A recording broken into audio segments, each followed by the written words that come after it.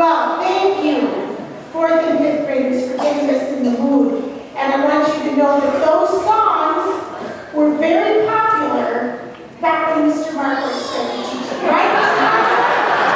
Nice to see you.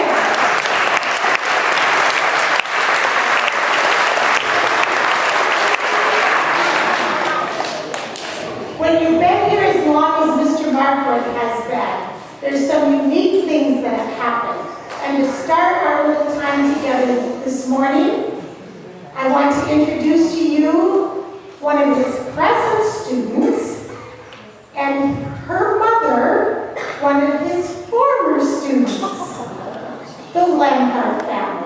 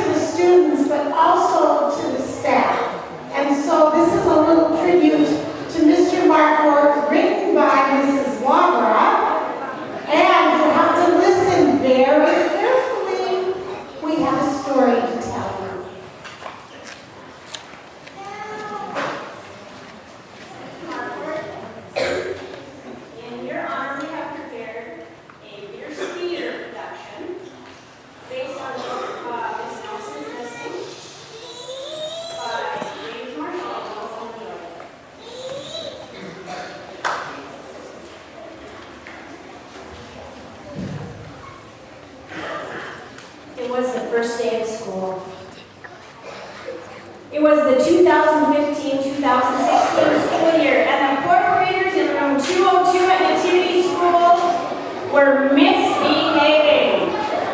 Spitballs stuck to the ceiling and paper planes whizzed through the air. They were the worst behaved class in the whole school. And the school year had just begun. Mrs. Hutchins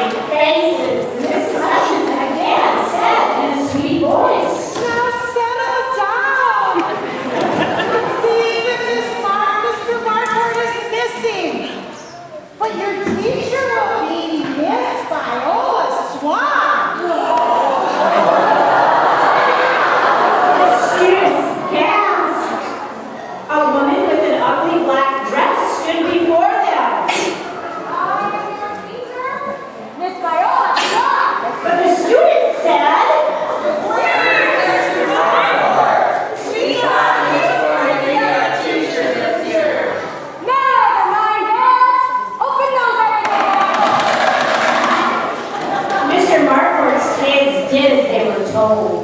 The kids could see that Miss Swamp was a real witch. She meant business, and she loaded them down with work, work, work.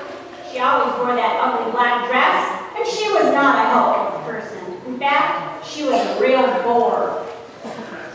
As third graders last year, these kids had heard all about the many hats that Mr. Markwardt wore in the school, and they had been excited to be with him in fourth grade. Maybe we should try to find him. Some of them even went to the police.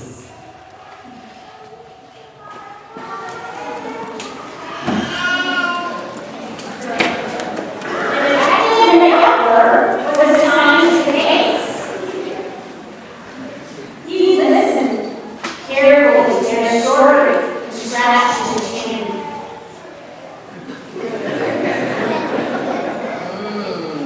He planned a visit to the city school. He needed to find out more about this Markwardt.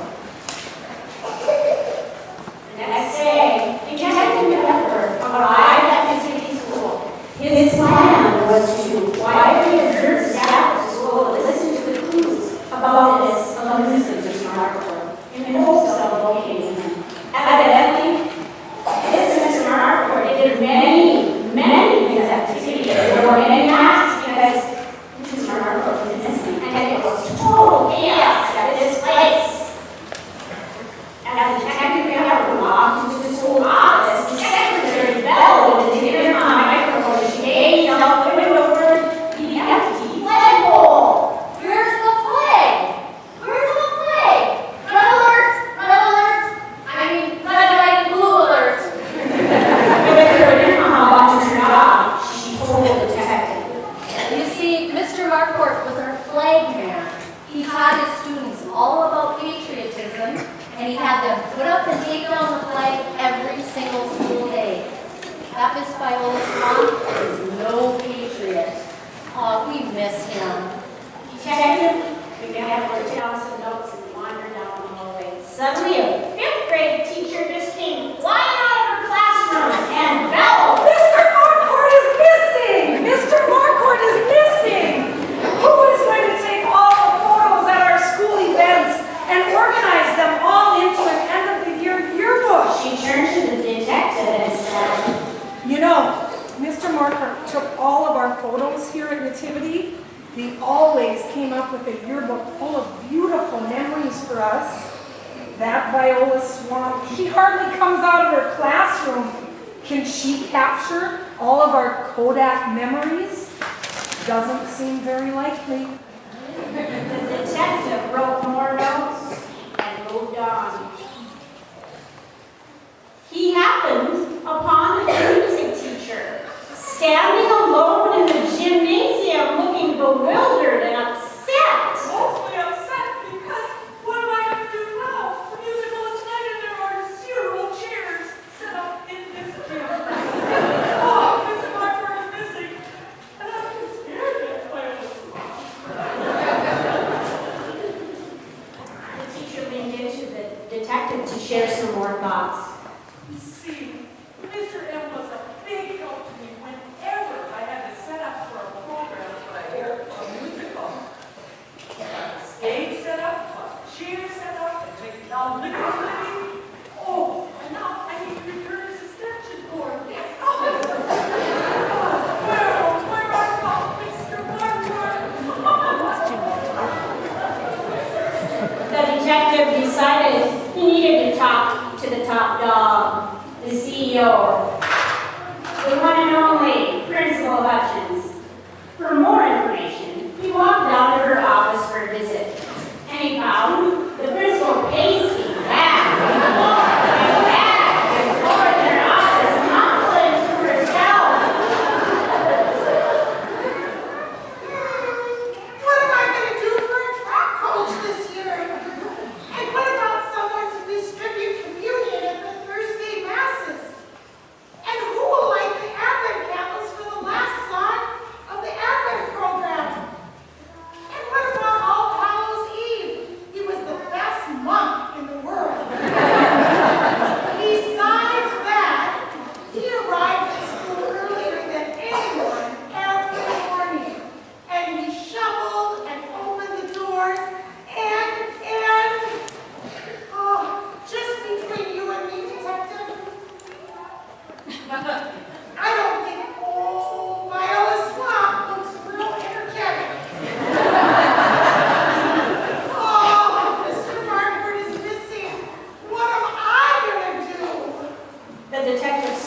backed out of the principal's office before she put him to work. The detective's last stop was room 202.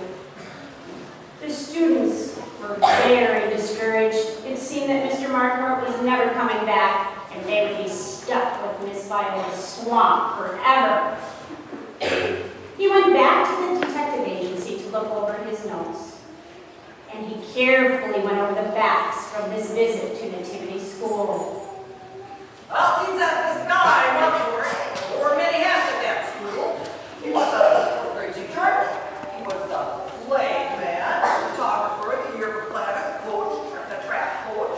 He helped with custodial work during the summer months and dressed up each October as a mom. Good job. And what else? He helped with the music teacher with anything she needed, anytime. Make sure the American flag was flying high and proud every single day. And maybe he helped organize those advent candles for that last song, Lights in the City, and that advent program every single year. He distributed Holy Communion Thursdays for weekly masses. He helped anyone, everyone who needed help carrying things or parking lot spots shoveled. It seems simple enough. This guy, Markwardt, just worn out. After 40 years of wearing all the court hats, he was just ready to pass that track baton on to someone else. The detective decided he needed to give Mr. Markwardt a call.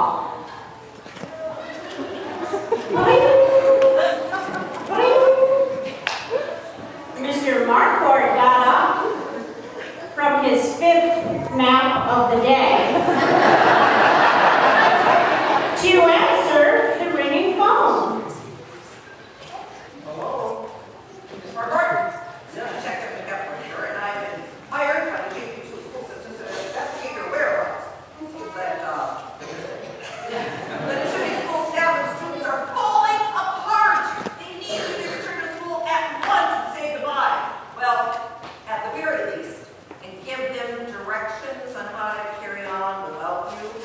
And last, but not least, witness my work's come to shake and explain to her the many hats that she's going to have to wear now in your absence. Get over here. Okay. Okay. The next morning, Bye.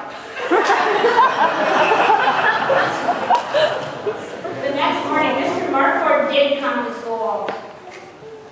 He entered the school, and as he walked down the halls of Nativity School one last time, the students, the staff cheered and shouted thank yous and hooray!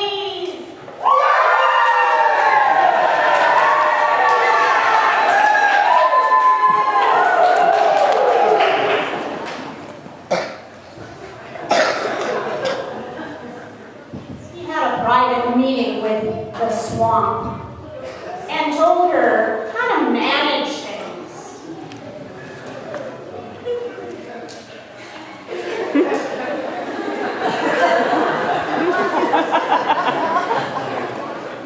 The students in room 202 stopped misbehaving, and the secretary canceled the red, white, and blue alert. I'm happy to say the flag alert is over. I repeat, the flag alert is over. The 5th grade teacher sighed a heavy sigh of relief. Whew, that was a close one. The music teacher, well, she just pulled herself together. Thank goodness. And the principal stopped pacing. That's much better. And at this exact time, Mr. Markwart's longtime teaching partner announced. Staff and students of Nativity Elementary, Mr. Markwardt is no longer missing, but he will always be missed.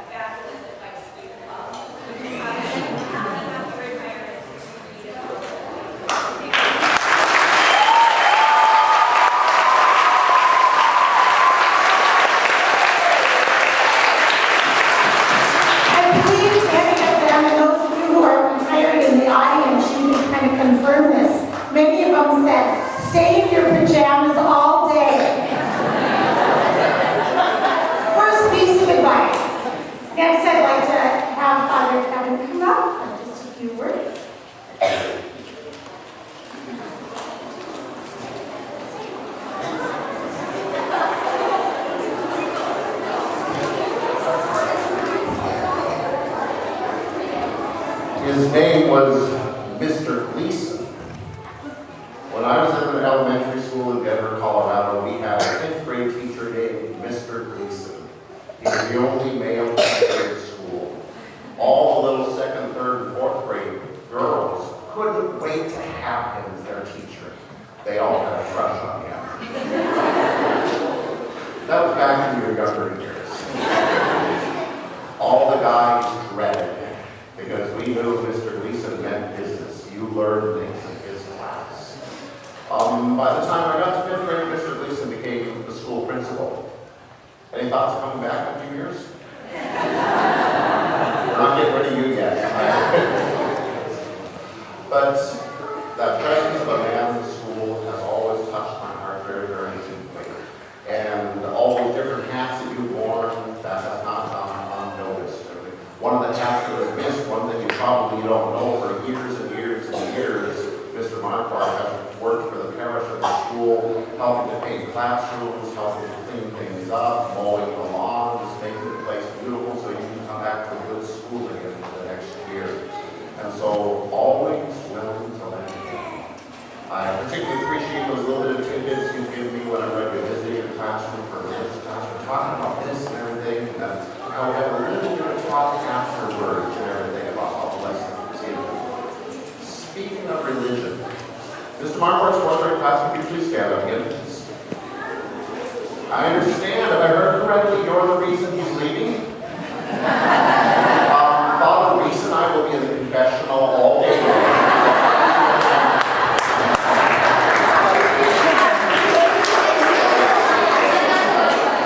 Go ahead and be seated. Mr. Markwardt, thank you, and God bless you.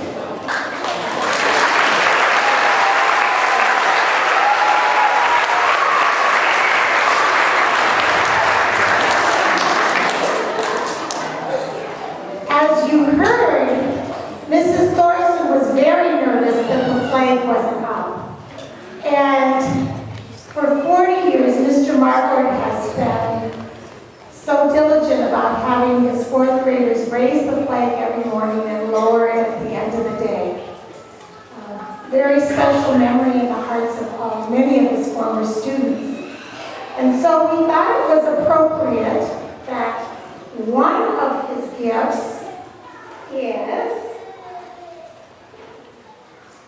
a plaque that will go on the new flagpole that says, "Thank you, Mr. Markwardt."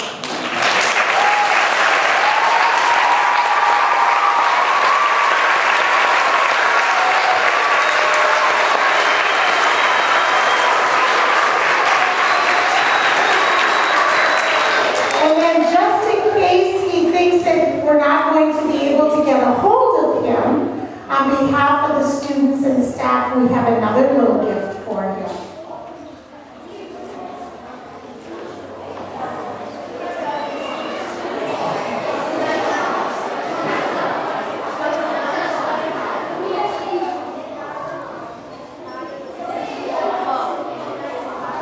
You might not know, but he still has a flip phone. So he's going to have a brand new phone that he can take all his photos on, and we can call him whenever we need him.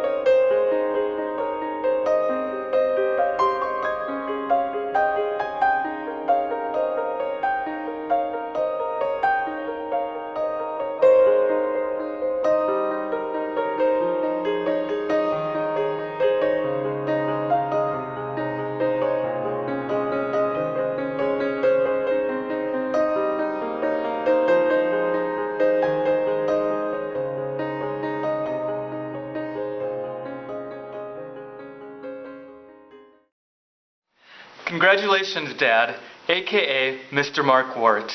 Sorry I'm not there. I'm stuck in Los Angeles on a work deadline. Even though I'm a Mr. Markwardt myself, no coworkers or anyone for that matter refers to me with such an esteemed title, which is just fine with me, because whenever I hear the words Mr. Markwardt, I instantly think of the one and only, my dad. What you probably already know about my dad is that he can never stand still for very long. He's always got to be doing something, and to an extent, I'm a product of him. Thanks to my dad, he got my brother and me involved in a lot of extracurricular activities early on. Piano, basketball, track, the list goes on, which paved the way for us to join a lot more activities and groups in high school and junior high school, for which he shuttled us around a lot. Always being on the go made school all that more memorable and rewarding. Having your dad as a teacher wasn't actually that unique. There were at least 9 and probably more teachers within the Fargo Catholic School network with kids enrolled in classes when I was growing up. Though there was no teacher-kid club, we probably could have had one, and maybe those kids with teacher parents today have their own Facebook group page. Though Shanley's old high school has disappeared and St. Anthony's Middle School is no longer used as a school, Nativity and my dad and a few other teachers, including Mrs. Hutchins, the principal, have remained. I think of the various teachers and old classmates there as sort of an extended family of sorts. Having my dad as a teacher just made school and Nativity that much more of an extended home, for which I'm very grateful. Congratulations, Dad. Hey, Dad, and congratulations. I'm sorry I wasn't able to make the flight back home. So special thank you to Cindy Hutchins for allowing me to send this message today. Dad, you might not know this, but it was not always easy being the son of Mr. Markwardt. But you know what? You pushing me and pushing me hard to do the best that I could in school and in life, and all the self-development you gave me and so many of your students from an early age has made me the man that I am today. So I can tell you I'm extremely proud of everything you've done for me and the countless number of students that you've touched in the Fargo community. Dad, you've taught math, science, history, but more importantly, you've taught life lessons and Catholic values that have helped shape and form our Catholic school system that every parent can be proud of today. I know many of you in attendance were lucky enough to take a class from Mr. Markwardt, but I can tell you that I am truly the lucky one because Mr. Markwardt is my father. Thank you, Dad. Dad, thank you for all you've done for me and the countless number of lives you've touched over the years. Congratulations on your retirement, and before I let you go, I'm going to embarrass you a little bit. I've got a few pictures that should get some laughs, but congratulations. I love you.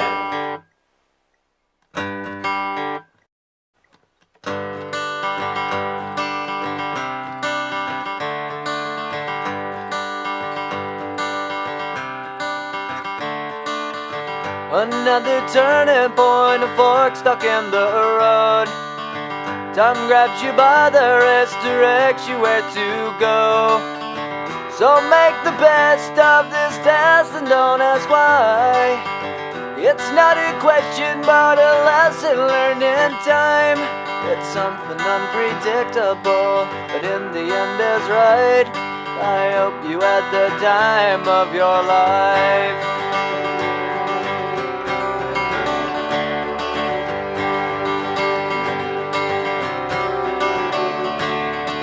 So take the photographs and still frames in your mind, hanging on a shelf in good health and good time. Tattoos and memories and dead skin on trial. For what it's worth, it was worth all the while. It's something unpredictable, but in the end is right. I hope you had the time of your life.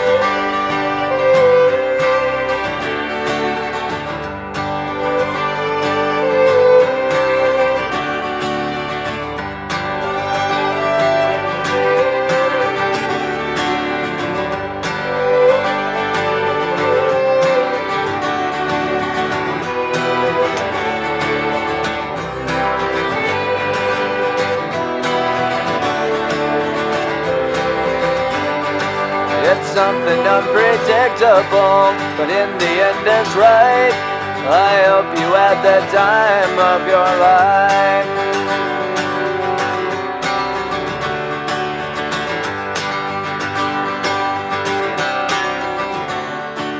It's something unpredictable, but in the end is right. I hope you had the time of your life.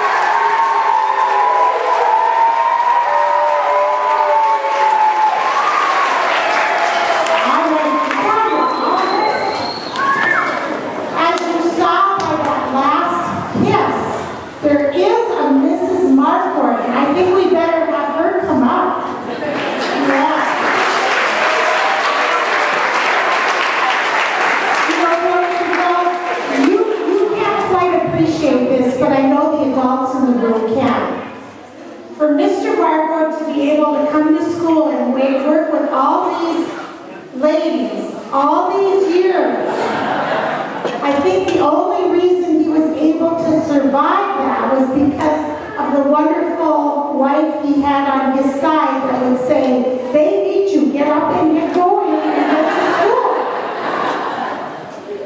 So we also not only want to thank Mr. Markwardt, but we want to thank Mrs. Markwardt, who has in her own way been a very special part of our school.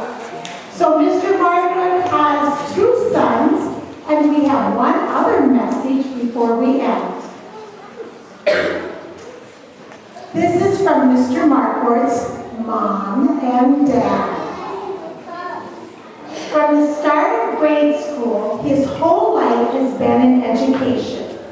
Starting in grade school at White Bear Lake at St. Pius with the CSJ nuns.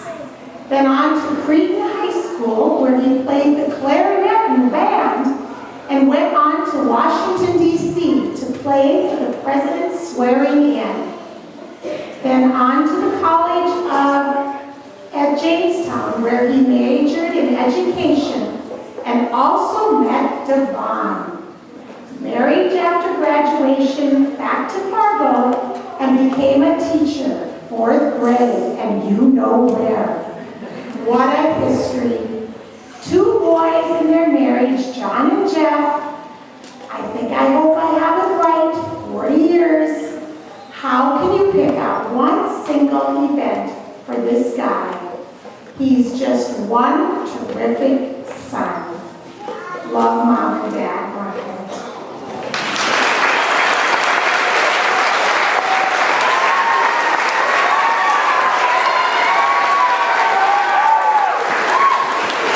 Thank you. If you listen to Father Kevin's speech yesterday, or sermon yesterday, he is a local. We have something in common, although mine turned out a little differently than what he did. When I interviewed teach at Nativity 40 years ago, it was at the end of May, I just graduated from the University of Jamestown College, and before I went to St. Paul, I had an interview at the Little Flower School in Rugby, North Dakota. After the interview, the American Chart said, Mrs. Markwardt, we're really happy to have you as a teacher because you'll be the first male teacher our schools have, and we work with a group of nuns. The preschool interviewer said, yes, Mr. Markwardt, you don't even have to have a place to live because you can live with me and stay at the rec rate. And he said, we'd like to offer you the job. And I said, I'll think about it. How long do I have? He said, I've got a week. Well, for rugby, I had to go to St. Paul, and I had an interview at Nativity, Fargo. The same thing occurred. They said, Mr. Markwardt, we'll think about it after the interview, and we'll give you a call in a week. Well, I walked up to my car, and I sat at where the trees are, and the grass island, and I was contemplating how to get on the farm. I'd never been before. Get back on the freeway. There was a knock on the car window, and the interviewer came up and said, "Markwardt, we changed your mind. We'd like to offer you a contract." So I thought to myself, far North Dakota, big city, on my own, or Rugby, we're going to do nothing living with the rector. We're living at the rector with the crates. I think they chose the better of the two. So, in fact, I know that's my decision. But it has much more to do with being at Nativity with my fellow teachers and Mrs. Hutchins, and countless parents and students of Nativity that so far to teach, learn, and grow over the past 20 years. Nativity has become really my second home. I make lifelong friends and really cherish memories. It's hardly exciting to start to think in order for all of you to let me know how much my career in Catholic inclusive will let back to me. I like Mrs. Hutchins, the staff, parents of Nativity, privilege to be recognized my years at teaching at Nativity. When I reflect on my years at Nativity, I remembered of our quote that we have on the screen. Nativity is community of inspiring excellence through faith, community, and service. As I look back at my time here, I cherish the many faces of past and present students. It is through their excellence in pursuing education, faith, and service that I take great pride in my career. I feel absolutely blessed every time I turn around, and whether I'm at West Acres or somewhere, and someone says that Nativity helped shape their lives and form the people that they are today. I look forward to my next chapter of life. I know Nativity will always have a special place in my heart. Again, I thank you for this celebration, and God bless.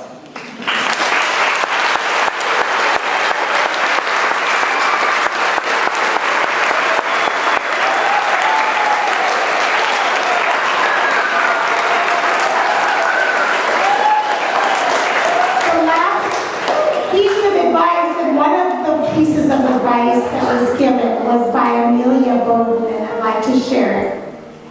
Advice for a happy retirement. I hope you do whatever you want to do. Just make sure to do one thing. Have fun doing it. God bless, Rob.